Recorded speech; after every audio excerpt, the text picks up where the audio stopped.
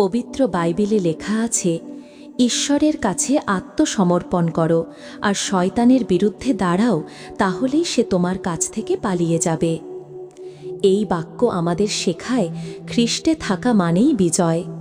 যখন আমরা প্রার্থনায় যিশুর নাম উচ্চারণ করি, তখন অন্ধকার কেঁপে ওঠে, শয়তান পালায়, কারণ যিশুর নামের শক্তি স্বর্গ, পৃথিবী ও পাতালের ওপরে।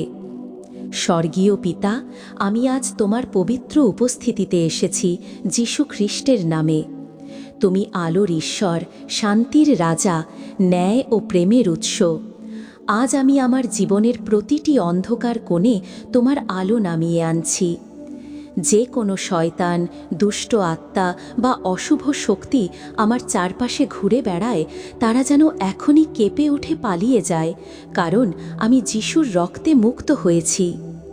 প্রভু, তোমার পবিত্র রক্তে আমার আত্মা ধুয়ে দাও।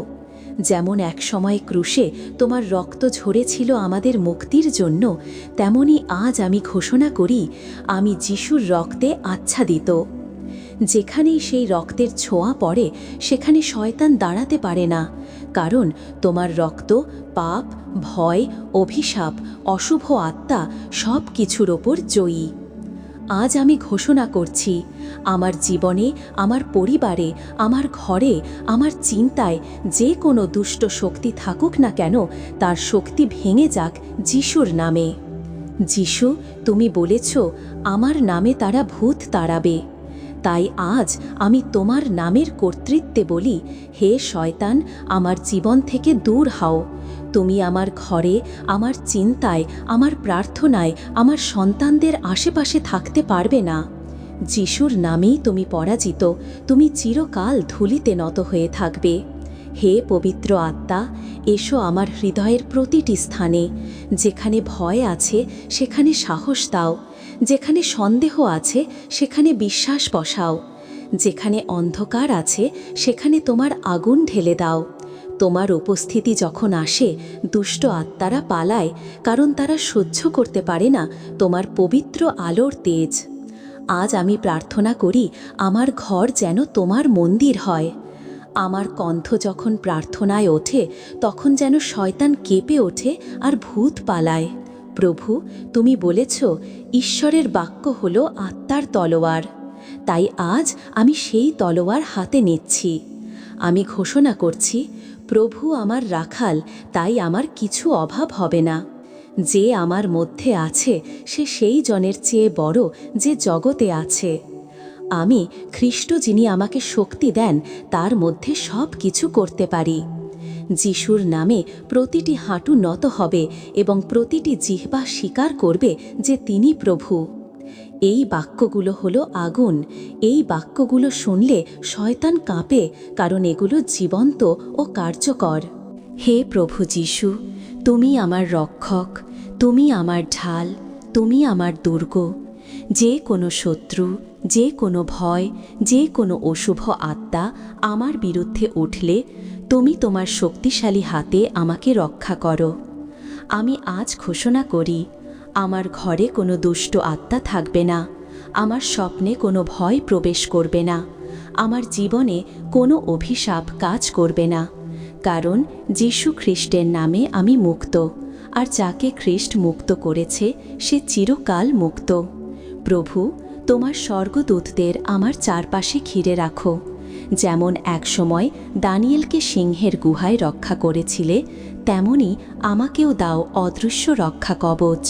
রাত্রিতে যখন আমি ঘুমাই, সকালে যখন আমি উঠি, দিনে যখন আমি কাজ করি, তোমার উপস্থিতি যেন আমার সঙ্গে থাকে।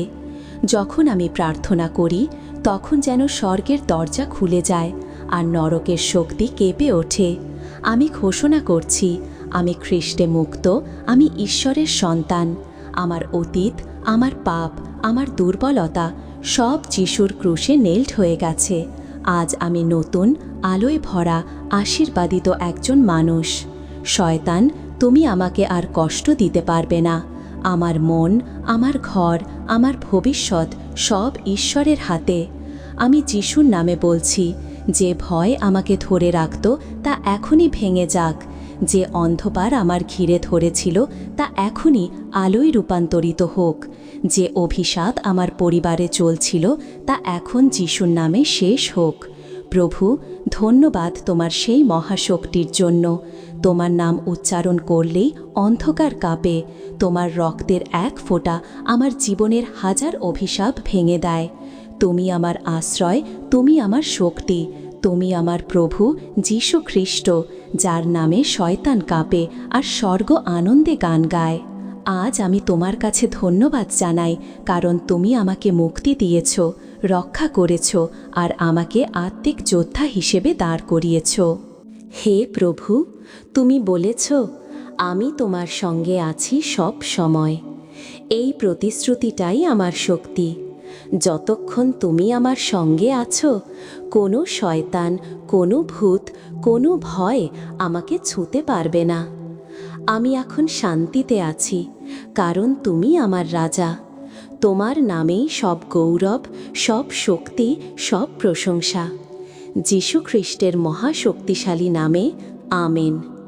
এই প্রার্থনাটি প্রতিদিন সকালে বা রাতে নির্জনে বসে বা ঘুমের আগে বলা যায়। যখনই ভয়, অস্থিরতা বা কোনো অজানা অন্ধকার শক্তি অনুভব করো, এই প্রার্থনা পড়লে আত্মিক শান্তি ও ঈশ্বরের উপস্থিতি অনুভব করা যায়।